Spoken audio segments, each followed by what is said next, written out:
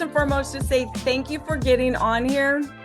At Driven, we love doing these monthly webinars. We call them our anchor point, which really helps build community. And every month we have different topics. We're bringing different people in.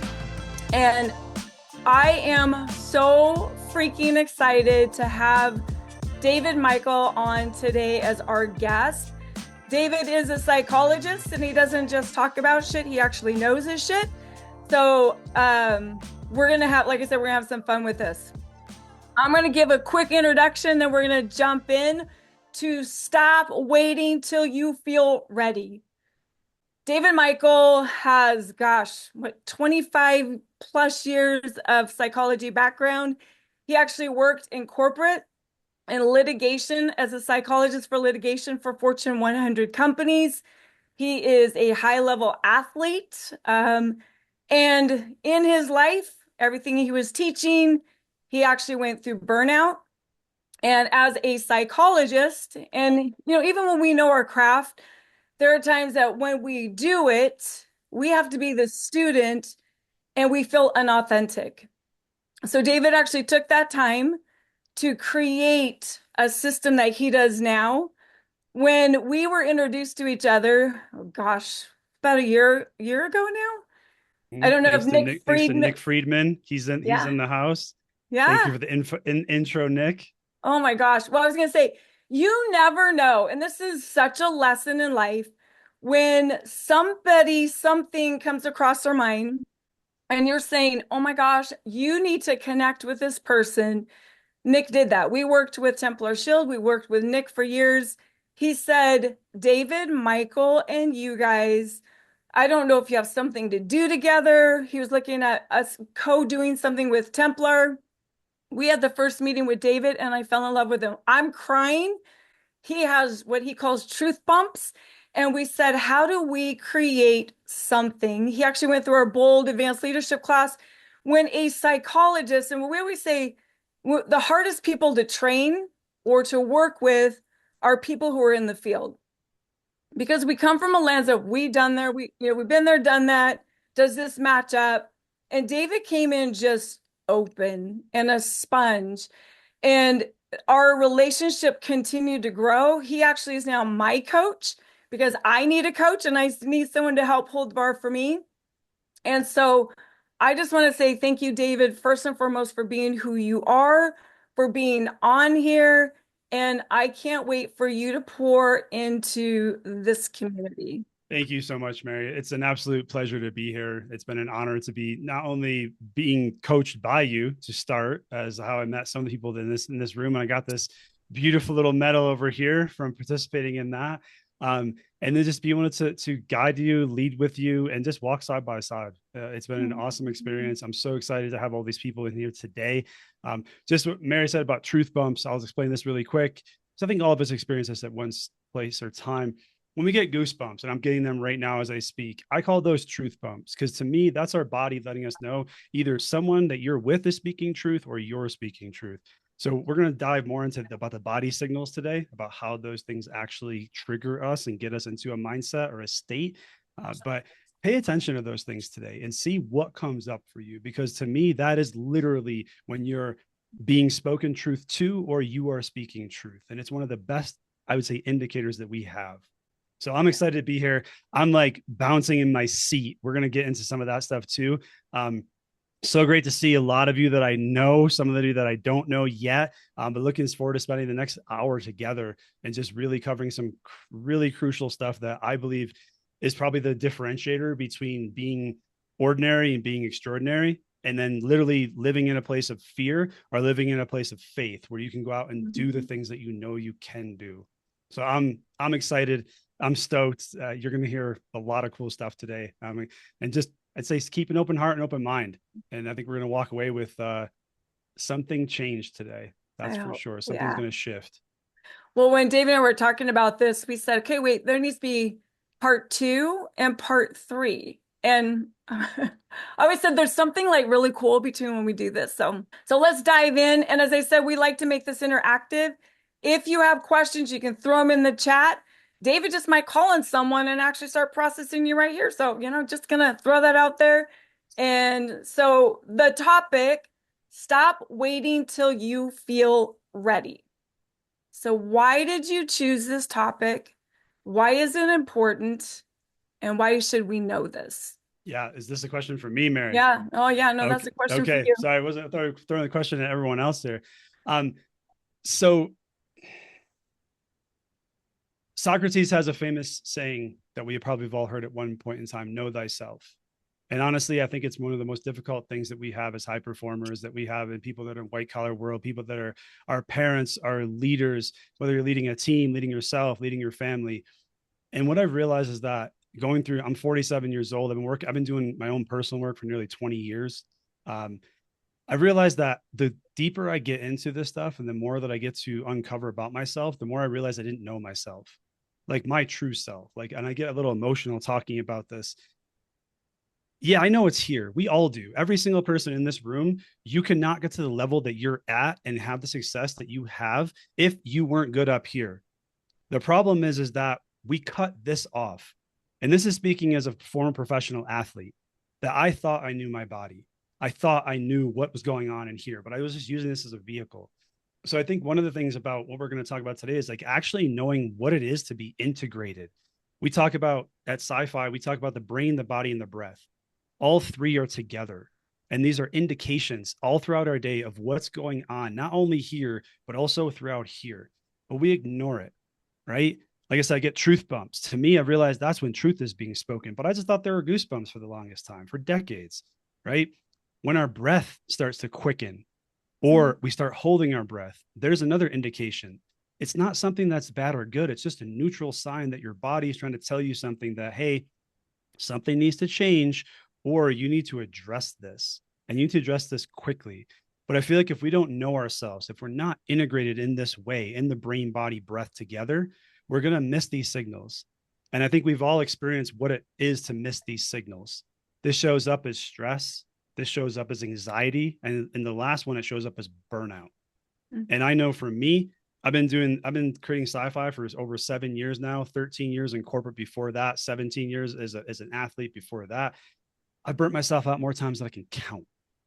And I realized now looking back, it was unnecessary. Because if I was paying attention to these triggers, to my body and my breath, to knowing myself a little bit more, I probably could have stopped most of this. And I won't go too far into this, but one part of my story and the reason why I created sci-fi, the reason why I quit a very lucrative corner office job in my former career, because I suffered from suicidal depression. And that's where this can actually go. And what I realize is that as a psychologist, as someone who's been studying the mind for nearly 30 years now, if I'm suspect to this, everyone is. So that's the thing I'm going to ask everyone today is like, just pay attention a little bit more to your brain and body and breath together. We're actually going to work some of those exercises as well today too. So give us an example. And I love the body, breath, and the brain because something happens. We want to take action, and whatever that action is, and there's something inside of us that says, nope. And the heart palpitations, we talk ourselves out of it. What is the step first? So when we want to take action, first, I guess the first question is why don't we take action? Yeah. So I'm going to use an acronym here, and it's a super simple one. It's fear, because that's actually what we're dealing with. It's actual fear. It's maybe not fear in our brain, because we're like, no, I've done this before, right? I've talked to this person before. I know the system, I know the methodology to go through here. But it's fear elsewhere. Our body will experience fear. Our autonomic and this certain nervous system will feel fear, right? It's caused dysregulation essentially. And so, what is fear? Fear can be an acronym: false evidence appearing real, Real. right? False evidence appearing real. What does that mean? That means the thing that you are confronting, the thing that you need to do, the thing that you need to say, the action you need to take is causing something inside of you to perceive it in a completely different way. Now, news alert for all of us: none of us, not a single person in this room, including myself, sees reality. We have a perspective on reality that's been shaped by our experiences. So if, for example, if you have to have a tough conversation with your partner, right? And in the past, you've tried to have these conversations with people and they've gone really wrong. You're going to have that fear come up. It's false evidence that, I'm talking to Mary, but actually my body's responding to, a woman that I spoke to 10 years ago, right? And here's the one big thing to think about. Our brains are what we call meaning making machines.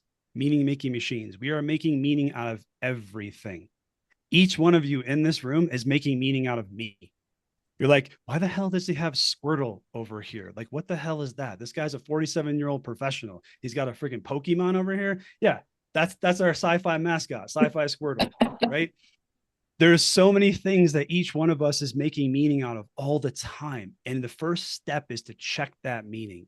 So when you have that fear, you can simply ask yourself, what meaning am I giving this? Because most of the time, it's not true. I would say majority of the time, 3/4, if not more. So that would say that'd be the first step that I would take, is that just check yourself and ask yourself. It's a super simple question. What meaning am I making out of this? And then you'll see the false evidence come out of that. Oh, this is like something that happened a long time ago. Or I'm not facing a tiger. I'm not facing a murderous wielding weapon person. I'm facing an email from my boss. I'm facing a phone call from my client. Really? My partner just said she wants to talk. Those aren't life or death situations. Those are simply triggers that we have deeply embedded inside of us that we're not aware of yet. And if we integrate, we pay attention, know thyself, again, these things come up and we go, oh, this is no big deal. Let's just have this conversation. Let's see how it goes. Sometimes it's easier said than done because our brain, right, it goes into protection mode. And if it doesn't think things are safe, it says alert, alert, alert, alert. And no matter how much, like rationally, we know that we're okay, our brain's job is to protect us. So it will shut down. I do a self-sabotage class, and when I was doing all this research on it, I used to think, why is it, and this is human nature, is we go after something really fast. So the foot is on the gas, and then fear, anxiety, the meaning making machine, something shows up and it's like, put the brakes on. And then we get stuck and we can't figure out how to get back through it. And I would love if someone's on here has a scenario that we could walk through this.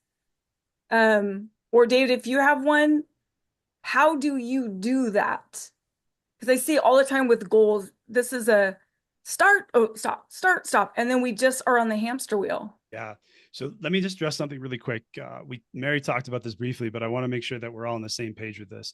So I've been doing talks for 20 plus years, massive audiences to really intimate ones.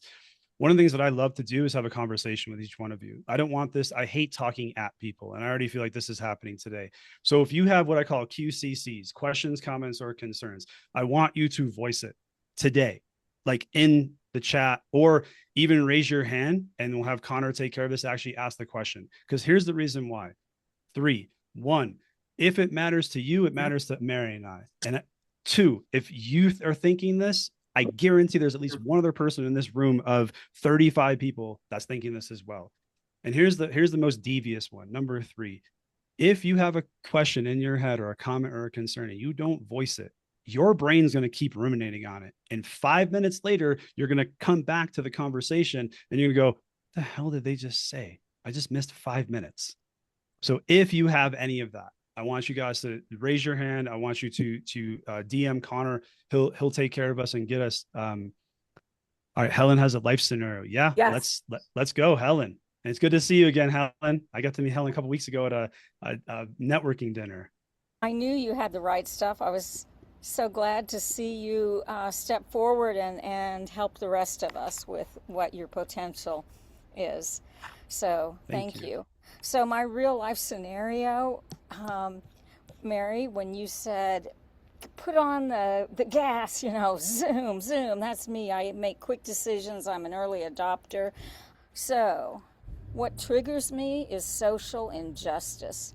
people who lie, and there's just all kinds of spectrum of the narcissists. They lie for their own reasons, they lie for personal gain, they lie because other people cheated them. So I will stand up for the underdogs. What is wrong with me that I can't express myself in a way that attracts people? Because surely there's other people that will stand for truth and justice. Yeah. So Helen, one, thank you for being so open and honest. It's clear that you've done a lot of work on yourself just by the verbiage you're using and the self-awareness. So great job there. Continue doing that work. The one thing that I would say, and you're talking to another person who believes in justice. I pretty much can think almost every person in this room has a high sense of justice. I realize every high performer I've ever worked with, we all have a high sense of justice and fairness, right? So the thing I would ask you is, what meaning are you making out of the injustices that you're seeing? And the other question would be is, what meaning are you making out of, like, if I step into the courtroom and then no one's listening to me, essentially? Because I can hear there's a lot of meaning making going on right there. And that's what's causing you to do what Mary's saying is, like, you are all in it, you're gassed up, you're on it. And then all of a sudden you get hit with your own meaning and it, boom, it's like hitting a brick wall at 60. So the first thing I would ask is to say, again, there is meaning here, right? So what if the possibility is that these people brought you as far as they can, and they're like, this is as far as I can bring you, Helen. You've now surpassed me, right? I would ask you to just consider that for a second, because the other thing I want to do is take a temperature test with the room. You can raise your hand physically if you're on camera, or give us a little like yes in the chat, or a little hand up.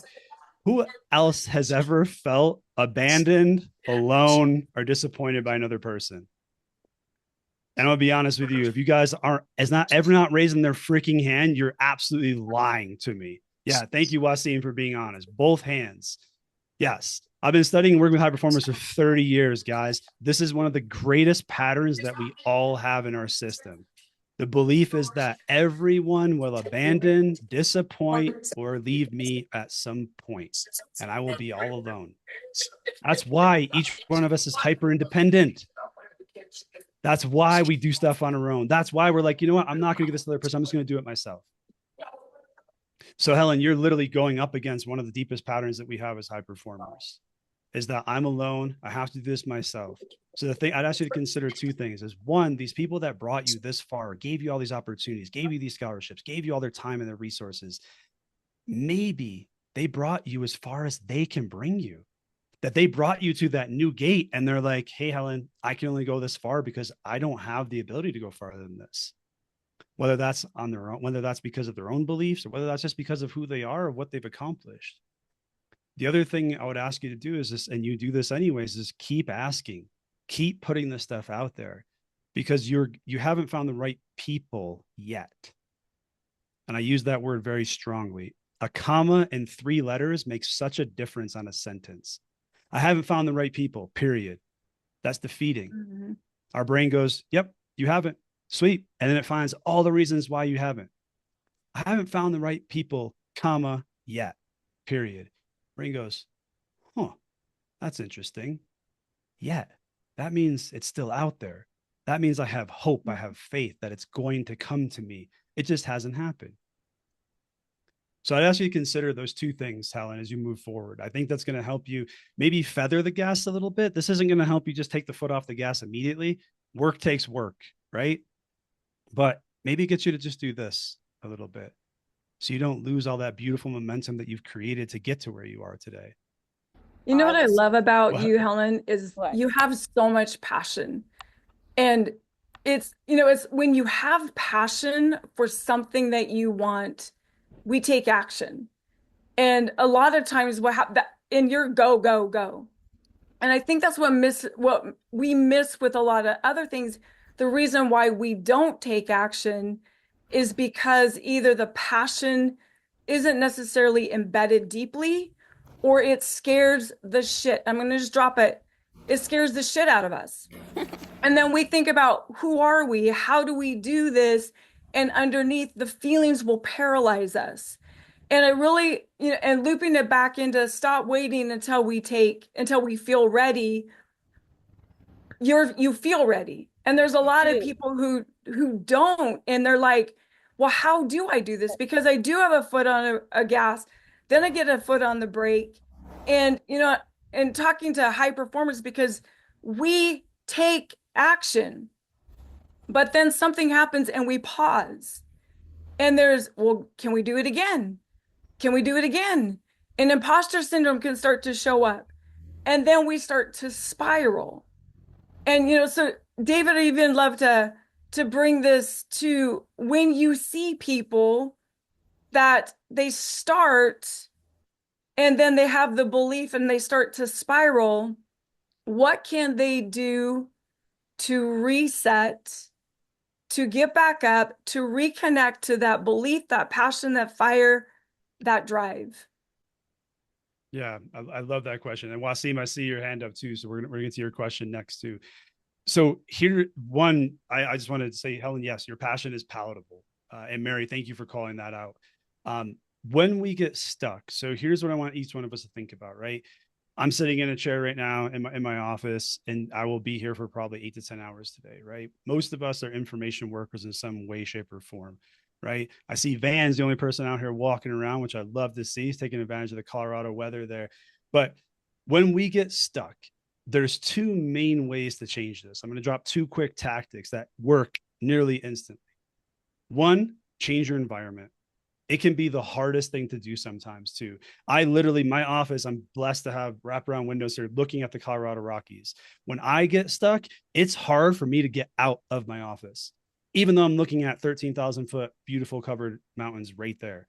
It is so freaking hard to do that. But your environment is the thing that's keeping you stuck, right? Most of us design our environments to be productive, to be focused, right? But it also becomes a cage at some point. We're not supposed to sit for 8, 10, 12, 14 hours a day. We're not supposed to sit for 2 hours a day. We came from people who hunted and gathered for millions of years.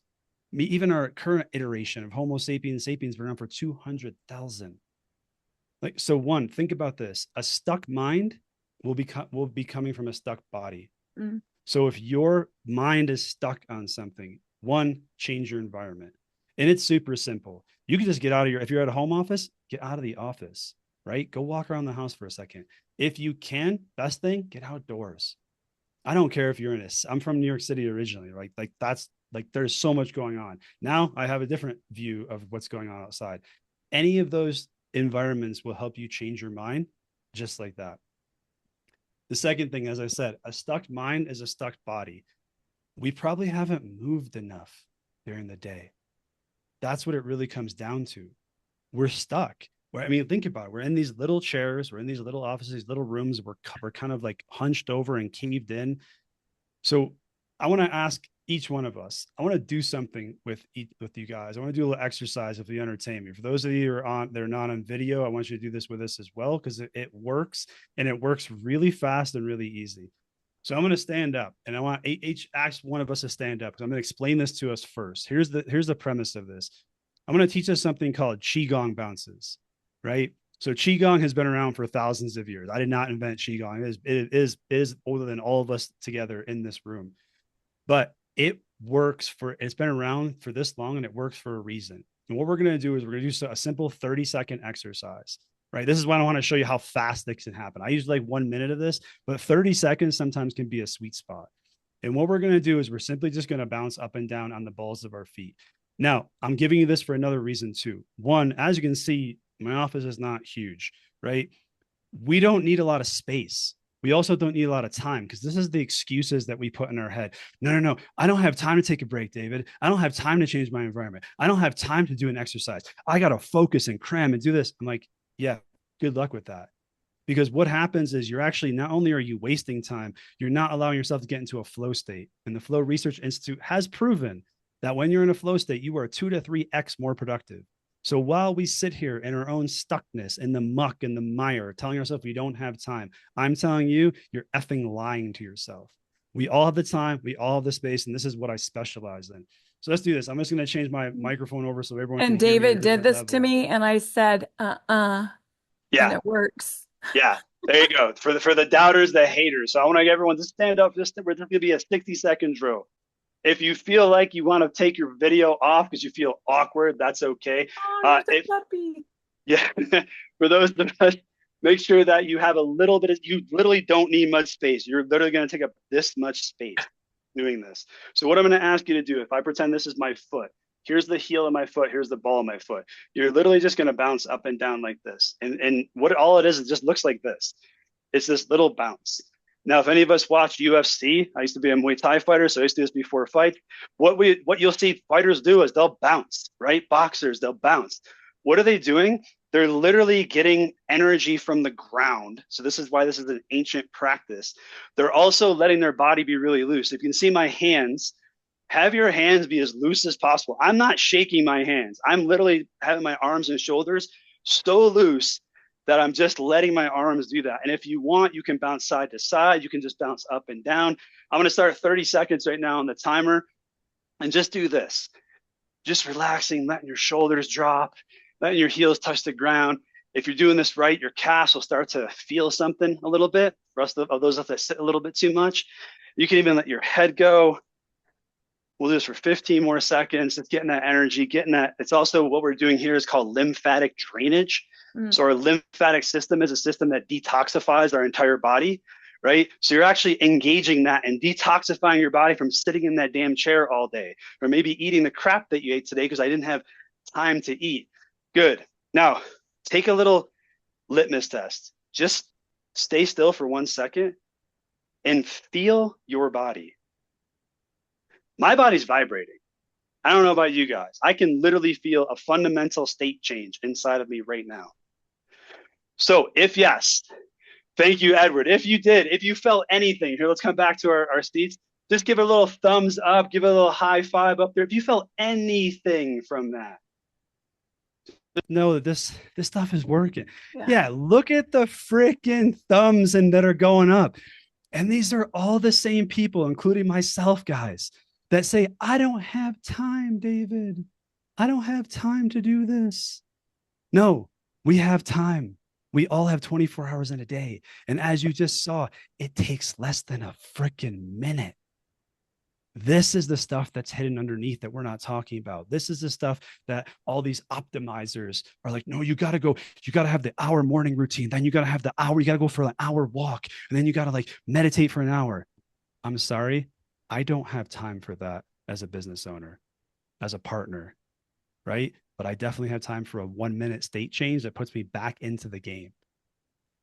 Hey, you had asked, or you had told me it's every 50 minutes. You're supposed to take 5 minutes, like an hour and a half. You're supposed to take, and I was like, I looked at you and I said, bullshit. And then I don't like to be told what to do, even by my coach. I like to have autonomy. Who else So is I like thought, that, by the way? yeah. So I'm thinking, well, I'm just gonna give it a shot and see what works. Because I was what you were just saying, stuck. I'm at my desk all day, and all of a sudden the creativity started to lose. It just started to dwindle. And I'm like, but if I get up, I have this project I have to do. So I started getting up. And he said, nothing. You cannot watch a TikTok. You cannot look at your phone, go outside, take a deep breath. I got on my vibration plate. And what was crazy, like literally crazy, I felt it immediately. Like my brain opened up. I actually had more energy. I had more creativity. I could work smarter, not harder. I get actually more done in that time. So you're right. Thank you, Mary. I want to address that, and then I want to come back to, I saw Wasim had his hand up earlier for a question. So what Mary's talking about, here's another tool of the trade for all of us high performers, people that want to get more done in less time. Mary's referring to something called ultradian rhythms. Now, all of us have probably heard of what we call circadian rhythms, right? That's the natural sleep cycle that we go through every 90 minutes at night. That's literally our body going from like on to off and on and off. It goes through different stages of sleep, right? The 4 different stages. So there's another thing that these scientists have figured out regarding our focus. Our focus is actually rhythmic as well. And what most of us do is that we think we can just work 8, 10, 12, 14, 16-hour days and like super focused, right? I'm going to take nootropics, David. I'm going to like dose myself with enough caffeine to kill a small village.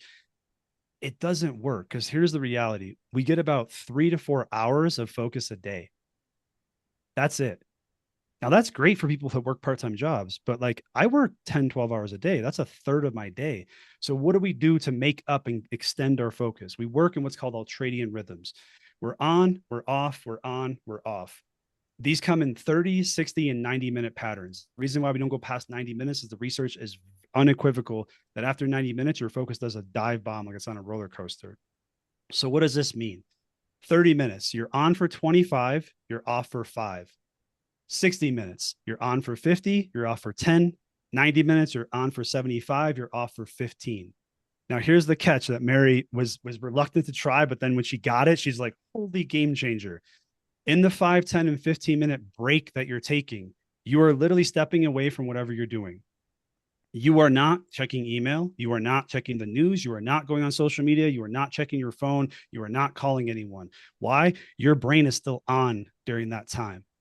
What you can do instead, though, and this is like, go get a drink of water, get up, walk around your house, go outside, get something to eat, do a little exercise like I showed you. It's not that long. It's 5, 10, or 15 minutes, depending on the work kind of break you have. So I'll give you this. If you want deep work, if you're working on something big, a presentation, a book, something like that, go for 90 if you have it in your schedule. If you don't, do 30. Or if you're like me sometimes I don't want to put my ass in this chair. I'm resistant to doing my own work. And I know when those days come up, I'm like, okay, dude, we gotta hack the brain a little bit. Hey, buddy, I just need you to sit down for 5 minutes, just for 5 minutes. Do a 30-minute cycle, 25 minutes. Your brain goes, okay, I can do anything for 25 minutes, like whatever. The resistance will happen for the first 5 to 7. And once you get past that, you start rolling. I think we've all had that happen to us, right? You do like, I do not want to sit down. I do not want to do this work. We force ourselves into it. And then all of a sudden our brain goes, well, Mary's not going anywhere. So I'm just going to lock in. And next thing you know, an hour goes by and you're like, what just happened? So yeah, Mary, thank you for bringing that up. Well, and you just looped it into the topic, right? Stop waiting till you feel ready. And that could go for anything. I don't want to sit down and do this. It's like the little tiny temper tantrum of our toddler comes out of us as an adult going, don't tell me what to do. I'm not going to do this, because we don't feel like it. So whether it's sitting down, being focused, whether it's going after a big task, how can we interrupt the pattern? How can we give ourselves permission at times, whatever the story, because sometimes the story is true. Sometimes we're overworked, we're burned out, and we literally need a break so that we can actually take action. Yeah. I mean, you named it right there, Mary, and it actually integrates into what we've talked about already today, right? Sometimes it is real. Sometimes you are burnt out. Sometimes you are overwhelmed. Sometimes it is too much. This goes back to what I said earlier, the Socratic method of know thyself. Like, look at yourself. Did you sleep well last night? And I say, like, did you get 7.5 to 9 hours? That's what 98% of us need, right? Did you eat enough calories today? That's my big thing. I get so locked in for work. It'll be 3 o'clock by the time I realize I haven't eaten anything today. I'm like, what did I, and that's actually a form of self-sabotage. That's a deeper conversation right there. But if you're not having these simple things like sleeping, eating, also drinking, most of us are chronically dehydrated. You can't keep pushing yourself. You're going to break. You're going to burn out. It's only a matter of time. But taking the things we're talking about today, it's like, one, what meaning am I giving this? Right? I know Mary's working on a book that she's crushing it right now. Right? Well, I know Mary started off where this was really hard for her to sit down and write this because there was probably all this meaning around it for her. No one's going to listen to what I say. No one's going to care about this. This isn't going to resonate with anyone. It's not going to get picked up. Why bother? All these meanings. No, there's no meaning. It's all false. So, and I'll use this as a great example, right? So I love doing this. I'm wearing a button down dress shirt today, but while I'm working, you're going to see me in one of two things 100% of the time, a button down black dress shirt or a black V-neck t-shirt. That's all I wear. Right now, a lot of people will look at me and go, David's wearing the same thing every day, every week, every month. What the hell? Does this guy not have any other clothes? Is he poor? Well, if he's poor, why the hell am I giving him my money to coach him? Why am I listening to this guy? Right? The guy can't even afford another black t-shirt. Like, what the hell is going on? Meaning making stories. The best way to confront this is actually ask. Because if you ask me, I have 10 of these. I have 15 V-neck t-shirts, right? That's 25 days of wearing the same thing over and over again. And all you had to do is ask, instead of having the little gremlin, the villain voice we talk about, just go off and off. So there's another strategy for us today, is like, question that. What am I making the meaning out of this? If I sit down and do this, if I reply to this email, if I get that email from my boss or a client, you start freaking out, right? Central nervous system goes on overload. You start breathing irregularly. What meaning are you making out of it? Because the reality is, it's a freaking email, right? The reality is, someone just said something. The reality is, David just wears the same thing every day. But if we confront that reality with our meaning, it usually goes away, right? The second thing is, like, get up, change your environment. I believe in super simple tools. It's our third founding principle. We simplify the science at Sci-Fi. Break it down, get out, move your body. We just showed you, like, we call 90-second workouts. We have dozens of these that you can take 90 seconds and change your state just like that. With dress clothes on, by the way. You don't have to be all yoga clothes. And I got to have my yoga mat and I got to have all this space. No, we don't have time for that, ladies and gentlemen. We are time starved already. Each one of us would probably take 2 hours extra in the day if I could snap my fingers. So I'd say, like, those three things right there are super easy to take on and to, like, get you out of that state. Because that's what it really is. And I'll say this really quickly. And then I do want to, I saw Wasim. Do you still have a question, Wasim? Go ahead, Dick. Okay. One of the things that we get backwards is that we are always looking for the strategy first, right? The strategy does work if we don't have all the other stuff going on underneath of us, right? All these fears, all these worries, all these anxieties, all these things that we're not talking about, we're not being present with. You got to change your state first. State change equals strategy works. Because I literally teach dozens and dozens of frameworks to some of the smartest people in the world. And sometimes they never work. Why? Their state is screwed. They're in a bad state. They can't hear what I'm saying. And I'm sure we've all experienced this before, right? You're listening to someone or even reading a book. Who's ever done this before? Who's ever read a book before? You're reading and you get like 2 pages through and you go, what the hell did I just read? And you have to go back, right? Yeah, you're not in the right state to be reading the book. Like, figure something else out, change your state, do some Qigong bounces, do a couple exercises, go out, change your environment. It's literally that simple, team. It's so freaking simple. What you're talking about, changing your state, it's huge.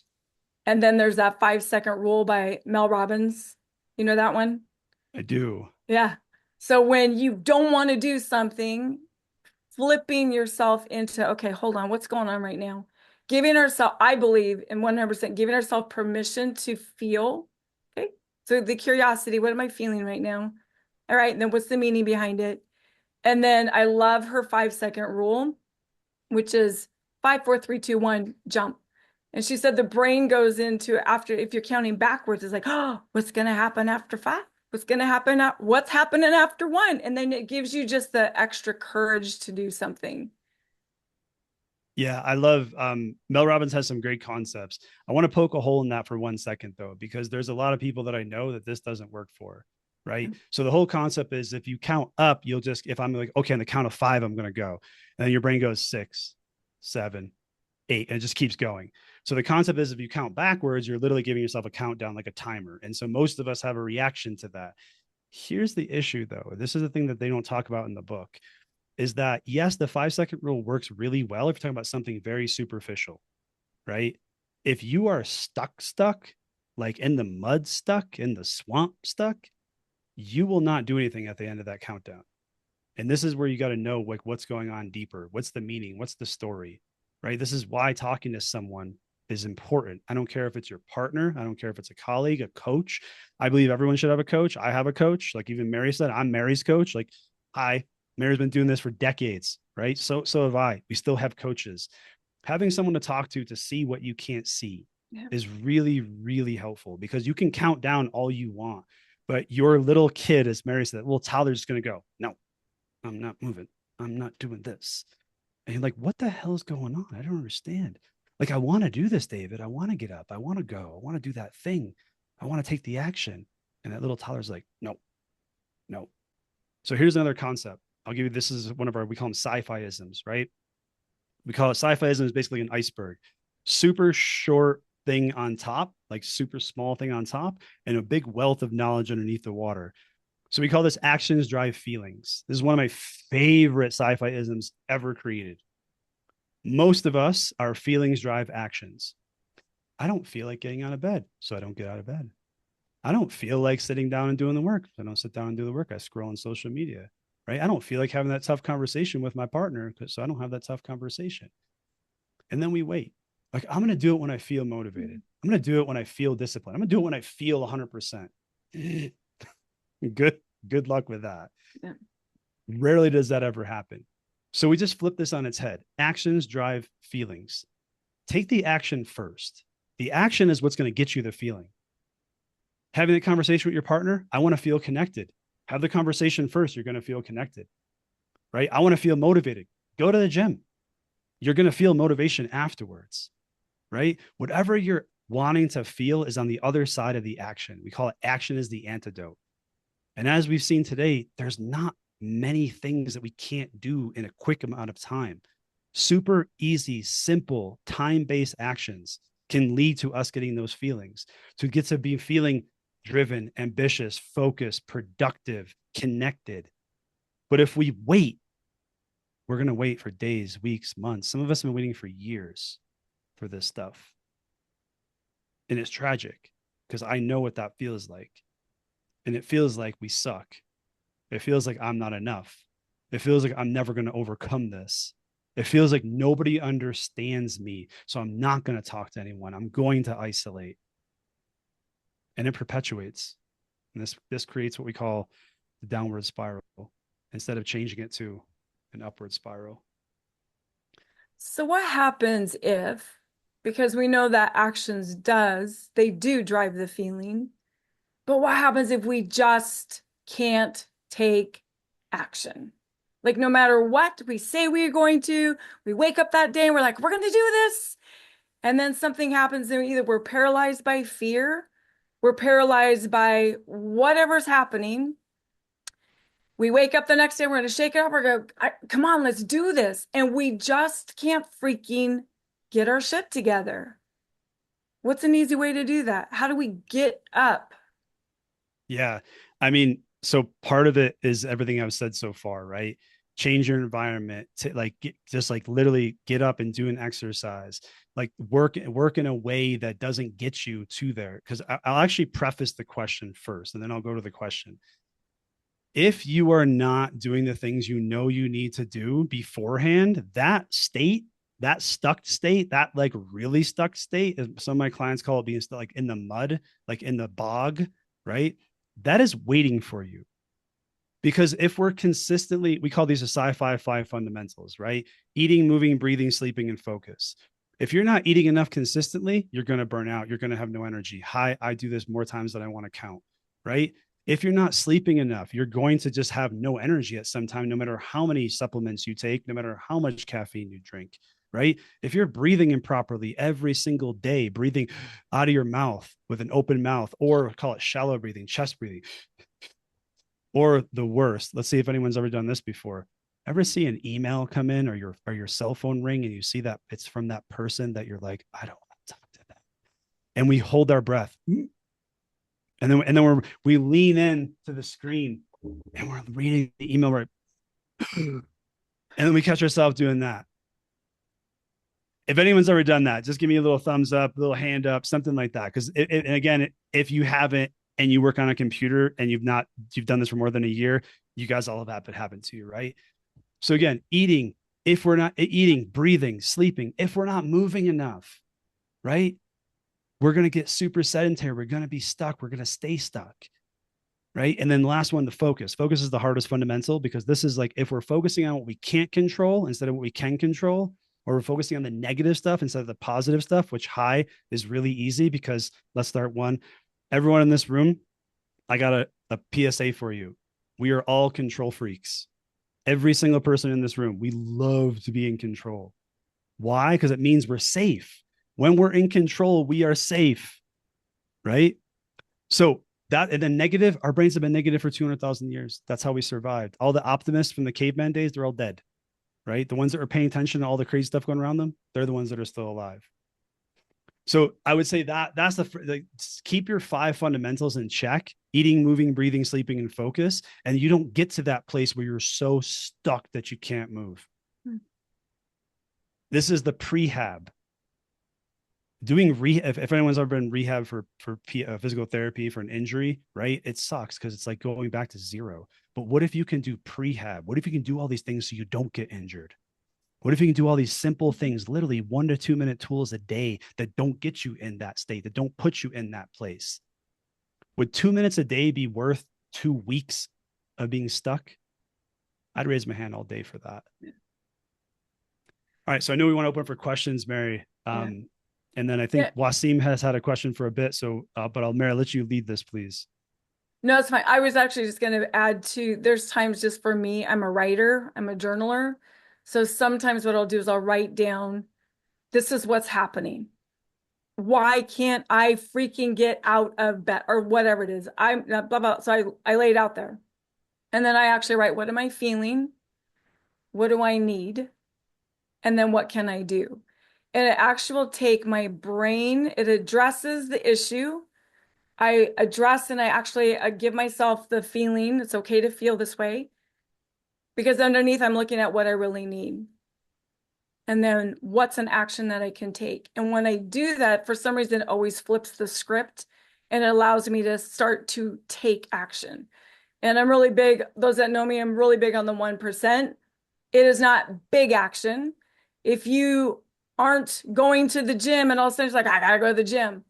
Start small. Set a timer for 1 minute, move your body. Go to the gym, open it up, do a couple things, then leave. But do something that starts to create the habit. Because if it's too hard, it's too much, then we go back into protection. Yeah, it's so good. And this is from the book Atomic Habits. Everyone, if you have not read this book, the 1%, we teach this at Sci-Fi called The Power of 1%. That's the best habit book on the planet. I recommend everyone reading that. But the whole premise is like not stepping too far out of your comfort zone where you scare the hell out of yourself. Yeah. Where it's like, oh my gosh, I gotta go to the gym for 60 minutes. I went to the gym for 25 minutes this week because I didn't have an hour and a half to go to the gym.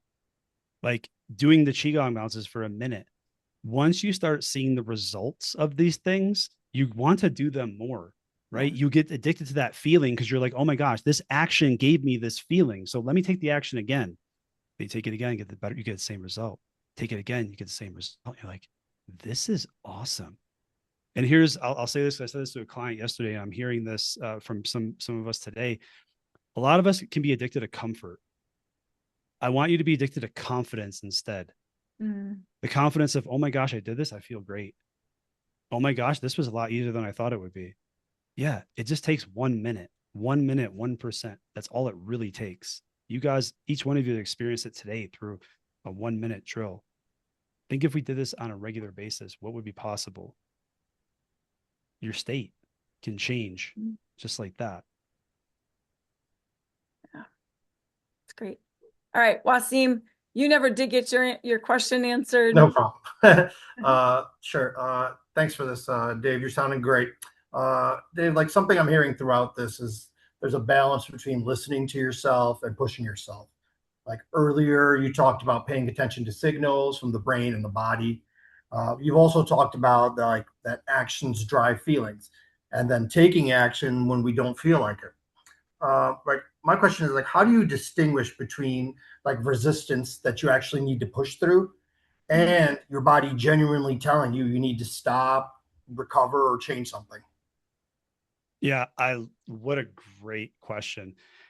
One, it takes practice, right? Just like everything else we've done in life, you got to just practice it. And this is where I want to give each one of us permission that we don't have to be perfect. I'm a recovering perfectionist, right? I catch myself being a perfectionist nearly daily, right? But I keep changing that because I want to be that person. So the first thing is just know that it's going to take some time and you're going to get this wrong at first. Then, Wasim, what I'd recommend is like using the ultradian rhythms. If you take that 5 or 10 minute break and it's maybe not enough, you're like, dude, I'm so tired. It's like evaluate. Okay, have you been sleeping enough? Have you been eating enough? Have you been drinking enough? Have you been moving enough? If you haven't, then you're on your way to burnout. And this is probably not a wall to try to break through. Now, if you have enough sleep and you're eating enough and drinking enough and you're breathing good, and you're moving enough, this is probably resistance from something deeper inside of you. And that's where I would say try to push through it a little bit, but only the 1%. Because if you push too far, that's that's too far out of your comfort zone. You're going to freak yourself out. You're going to have an autonomic response, a central nervous system overload essentially, and then you'll never want to take that step again because your brain will go, I don't trust you because last time you said we're going to do 1%, we did 10. I was way out of my comfort zone and I'm not doing that again. And your brain literally will not trust you. It's one of the worst feelings in the world, right? So I would say like it's that kind of mix. Make sure you're okay with it not getting it right at first. I don't have a white lab coat on today, but we're all little scientists. Like throw that little white lab coat on and try this stuff, right? Give it a go. See if it works. See what doesn't work. Like there's a reason why I have dozens of frameworks I teach because each one is different for different scenarios and different people. And the only way you get to figure that out is testing it. Yeah. So I'd encourage you, be okay with not doing it perfectly, test it out just a little outside your comfort zone. And then make sure those 5 fundamentals are locked in because those are the things that I teach all my clients when we start together. Those are so important because that'll let you know how far you can push. Because some days you're going to show up at a 2. Dude, don't push yourself to a 10 when you're a 2, but don't let yourself be a 2 when you're a 10. Thank you. That's so good. Thank you for I that always question, say Wesley. if you can only do a 2, be 100% of the 2. Yes. And then if you know you have more, but you just slide under, that's where you get to hold yourself accountable. I love that. Yeah. We have time for one more question. Does anyone else have a question? Comment? Or a concern. I heard something you're like, hey, that doesn't QCC. make sense to me. There you go. Well, we had talked about doing a follow-up, having another webinar together. I love what David stands for, and I love how we connect and work together. And I do want to, again, shout out to Nick Friedman. I know he started it, that we never know when somebody is on our heart and like, oh my gosh, you've got to connect with this person. There's something about, I don't even know what it is. This would never have happened if Nick wouldn't have put us together. And when, David talks about truth bumps, I talk about our knower knows. And there's something inside when you feel this little nudge, take action. Because it's never for us, it's usually for that other person. So I just want to say thank you everyone for being on here. There will be a recording that you will get from this, and we will be doing a follow-up. We'd even talked about doing a podcast so we can dive into even deeper concepts. So would love to have you on there. And then David, do you have any last minute thoughts? Yeah, just for those of you that stuck around, if you would be interested in a part 2 or even a part 3 of this, just give us a little thumbs up because this is the one thing, like we barely touched into some stuff today. There are so more deeper concepts here. Yeah, there we go. That's what I want to see. Thank you for all those that stuck around. There's going to be a part 2. And then we are going to do a podcast too, where Mary and I are just going to go deeper and deeper into this stuff. So that way we can all listen to it and we can get some of the stuff off of our chest as well. Because here's the reality of it. And Helen, you said this earlier today. We think we're alone as high performers. It's called an island mentality, right? We think that if we're alone, we can go faster. I'll be independent. I don't need anyone else. I've been disappointed by everyone else. If you learned anything from this webinar today, is there's at least 3 dozen of us that are all in the same situation, dealing with a lot of the same stuff. So as Mary said, like if someone is on your heart today that you're like, dude, I just learned this thing today. And I was thinking about, Josh, I was thinking about Adam, I was thinking about Nikki, reach out to them. It's just a little text message, just share something with them. Because I guarantee if they're a high performer, if they're pushing it like we are, they're dealing with this stuff too. There's not a single high performer I've ever met in my entire life that doesn't deal with the stuff we talked about today. And I guarantee they would be so happy to hear from you. So push that out. Stay tuned for the podcast and part 2 and part 3. Everyone, thank you so much for your time. Thank you so much for listening to Mary, and Nick, thank you for introducing us. And Mary, thank you so much for putting this into existence, because this was all you.